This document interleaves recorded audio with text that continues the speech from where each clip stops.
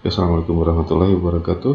Kita lanjutkan pembahasan termodinamika teknik 2 pada bab 11 pada siklus refrigerasi. Siklus refrigerasi itu akan juga bermain tentang perpindahan kalor sebagai energi ya. Pada definisi yaitu bahwa kalor tidak akan berpindah jika temperaturnya konstan ya. Kalor akan berpindah karena adanya perbedaan temperatur. Perangkat yang menghasilkan efek refrigerasi disebut dengan refrigerator. Siklus termodinamikanya disebut dengan sistem refrigerasi. Fluida kerja sistem refrigerasi disebut dengan refrigeran. Nah, refrigeran ini yang banyak kalau di lapangan orang bilang freon.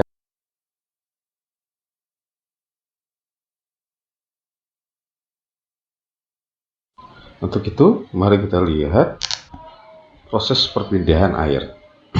Karena kita air lebih gampang dilihat.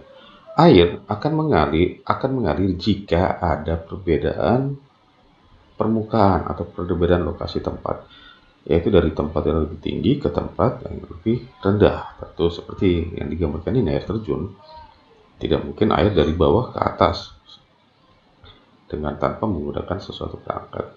Nah, jika kita ingin menggerakkannya dari bawah ke atas, maka kita membutuhkan sebuah peralatan yang disebut dengan pompa.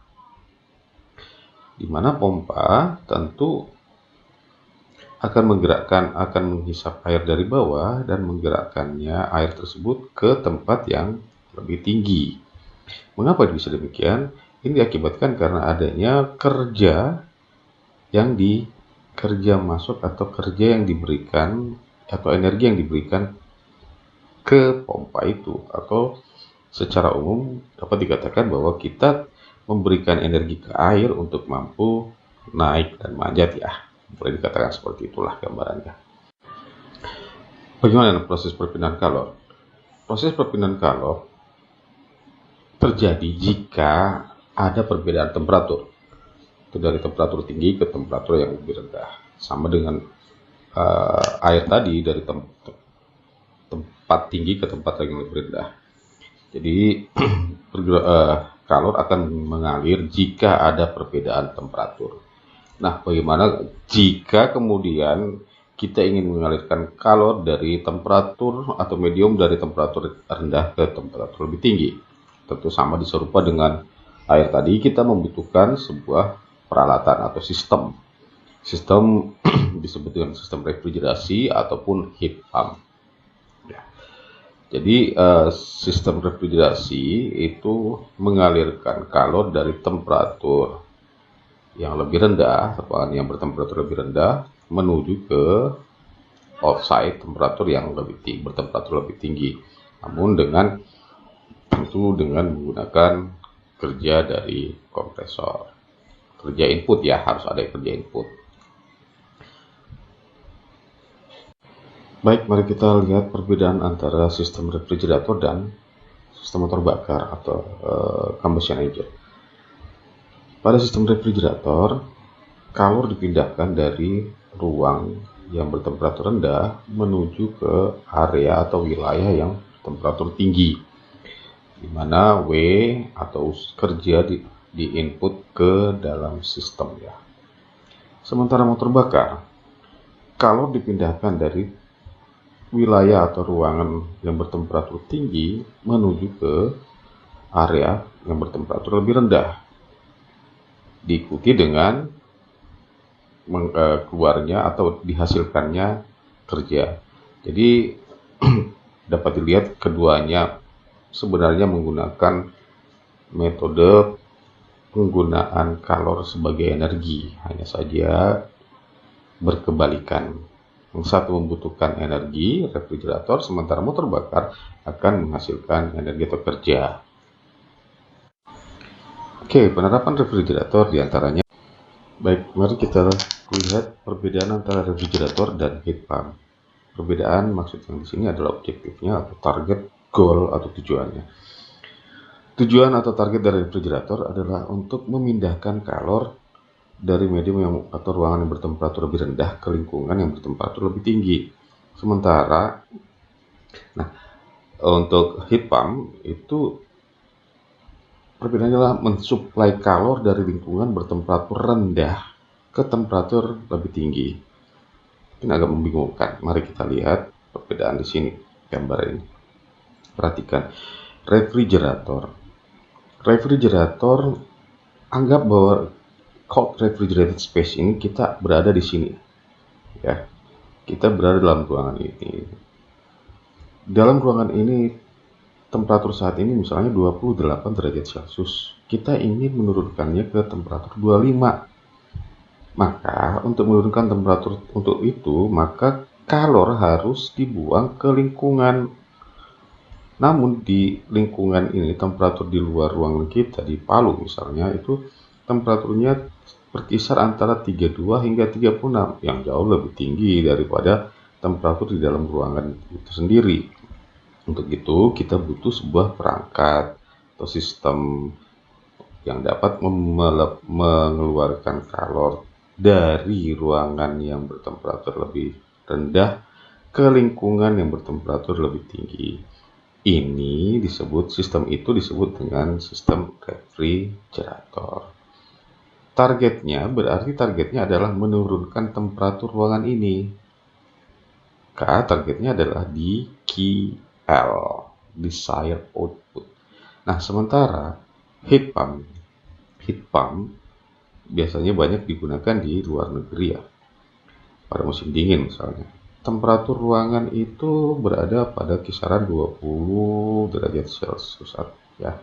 Sementara temperatur lingkungannya misalnya berada di temperatur 0 sampai 5 derajat Celcius.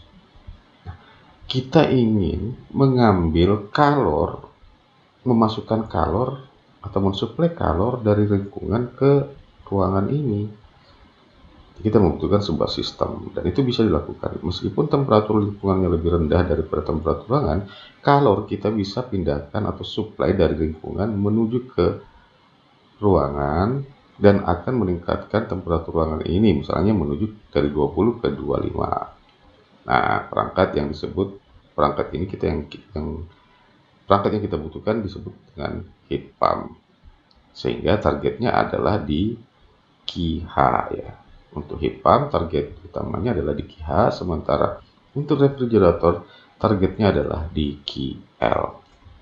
Saya harap bisa dipahami. Nah, mari kita lihat salah satu penerapannya, yaitu refrigerator banyak di rumah, yaitu kulkas.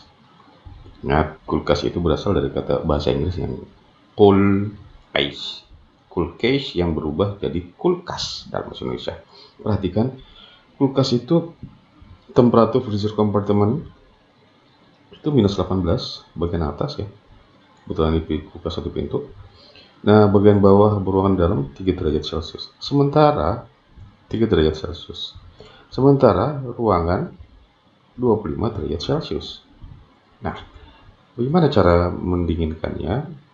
Kalor dari ruangan akan diserap oleh refrigeran yang mengalir di dalam coil evaporator yang bertemperatur lebih rendah daripada temperatur ruangan kulkas ini, sehingga kalor akan mengalir menuju ke fluida kerja atau refrigeran. Selanjutnya refrigeran akan dialirkan oleh kompresor menuju ke kondensor. Nah, kondensor yang akan melepaskan kalor menuju ke kitchen air, ke ruangan dalam bentuk Q-hot. Mengapa demikian?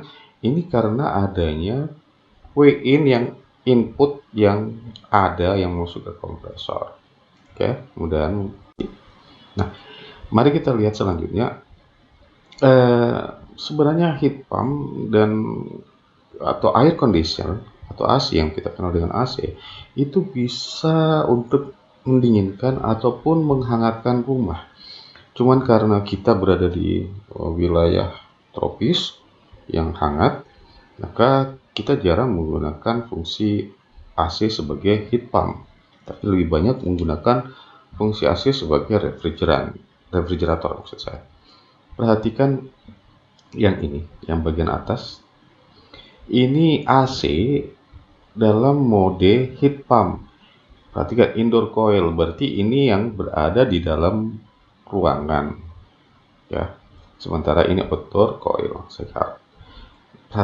Lihat arah pergerakan fluidanya. Fluida kerja keluar dari kompresor, masuk ke indoor coil. Ini dalam temperatur tinggi, ya. Kemudian mengalir mulai ke ekspansi dan diturunkan di sini ke outdoor coil, dan selanjutnya masuk kembali ke kompresor. Nah, mode seperti ini indoor coil ini akan menjadi lebih tinggi, temperaturnya akan lebih tinggi dibanding dengan outdoor coil, sehingga pada saat ini sistem dapat menghangatkan ruangan. Jadi fungsinya sebagai heat pump. Sementara yang kedua, kita lihat ini yang di bagian bawah, arah pergerakan fluidanya, kerjanya itu dari kompresor menuju ke outdoor dan kemudian mengalir menuju ke katup ekspansi dan selanjutnya ke indoor coil. Dari indoor coil masuk ke kompresor. Nah, bisa dilihat yang merah ini temperatur refrigeran yang bertemperatur tinggi. Sehingga di outdoor coil ini temperaturnya akan lebih tinggi dibanding indoor coil, apalagi telah melewati katup ekspansi. Maka indoor coil akan lebih dingin dibanding temperatur lebih rendah. Temperatur indoor coil akan lebih rendah dibanding temperatur ruangan, sehingga temperatur ruangan akan menurun. Pada mode ini mode sebenarnya adalah cooling mode yang disebut dengan refrigerator, atau kita bilang AC yang selama ini kita sering pakai. Kita hanya main di sini. Kalau di luar negeri ini bisa. Kebetulan ada di sistem ini ada di lab kita sebenarnya. Oke, kita lihat vapor compression refrigeration, siklus refrigeration dengan kompresi uap standar, ya. Ini siklus yang paling banyak digunakan proses refrigerasi. Pada evaporator, refrigeran mengalami perubahan fasa dari 60-70% cair menuju ke 100% uap. Ini kan kita bahas. Akibat dari proses serapan kalor yang terjadi. Jadi evaporator itu yang dingin. Evaporator berasal dari kata evaporasi atau penguapan. Itu boleh kita bilang mendidih deh. Nah, evaporasi ini dia mendidih, menguap tapi dingin. Kenapa bisa? Ini penguapan terjadi akibat adanya proses serapan kalor. Ya, jadi yang penguapan refrigeran maksud saya. Mari kita lihat diagram temperatur dan entropi dari siklus refrigerasi uap standar, ya. Tampak bahwa ada pada sistem siklus refrigerasi uap standar ada 4 komponen utama, yaitu kompresor, kondensor, katup ekspansi, dan evaporator. Kompresor gunanya untuk mengalirkan fluida agar dari satu komponen ke komponen berikutnya. Jadi kompresor akan memulai mengisap terus menekan fluida kerja menuju ke kondensor. Kondensor di sini berfungsi untuk melepaskan kalor. Selanjutnya kondensor menuju ke katup ekspansi. Expansion valve gunanya untuk menurunkan tekanan dan temperatur dari fluida kerja atau refrigerannya menuju ke evaporator. Evaporator karena fluida kerja tekanan dan temperaturnya sudah rendah, lebih rendah daripada temperatur ruangan, maka kalor akan mengalir menuju ke refrigeran pada evaporator. Selanjutnya refrigeran akan mengalir masuk kembali ke kompresor dan memulai siklus berikutnya. Oke, berarti kelihatan bahwa titik mulanya adalah titik 1, itu titik masuk kompresor. Titik 2, titik keluar kompresor. Jika dianggap bahwa secara ideal kompresor bergerak secara isentalpi, artian entalpinya sama, S1 sama dengan S2. Selanjutnya kondensor akan melepaskan kalor sehingga terjadi penurunan temperatur. Perbedaan temperatur antara titik 2 dan titik 3. Titik 3 masuk ke expansion valve. Expansion valve yang seperti diuraikan tadi akan menurunkan temperatur dan tekanan dalam kondisi isenthalpi ya. Jadi dalam kondisi entalpi konstan, bukan entropi konstan tapi entalpi konstan. Sehingga titik 3 temperatur 3 akan turun ke temperatur 4. Selanjutnya di evaporator, tekanan dan temperatur hingga ke titik 1 itu dianggap sama secara ideal. Nah, selanjutnya kita lihat jika diplot dalam diagram pH, tekanan dan entalpi. Titik 1, titik 2 entalpinya tidak sama tapi entropinya sama. Titik 2 ke titik 3 itu berlangsung dengan kondisi tekanan konstan. Jadi P2 sama dengan P3. 3 ke 4 berlangsung throttling atau ekspansi secara dengan isenthalpi ya, entalpinya sama gitu. Jadi H3 sama dengan H4, 41 berlangsung secara isobar atau tekanan konstan. Jadi P1 sama dengan P4. 1,2 menyatakan kerja kompresor, 2,3 menyatakan proses perpindahan pelepasan kalor di kondensor, 3,4 proses penurunan tekanan dan temperatur pada katup ekspansi, dan 4,1 adalah proses penyerapan kalor pada evaporator. Pertama adalah kompresi 4 proses dalam siklus refrigerasi. Pertama adalah kompresor isentropik, titik 1 ke titik 2 pada kompresor S1 sama dengan S2. Terus proses kondensasi pada kondensor, titik 23, sehingga pada tekanan konstan, dari P2 sama dengan P3.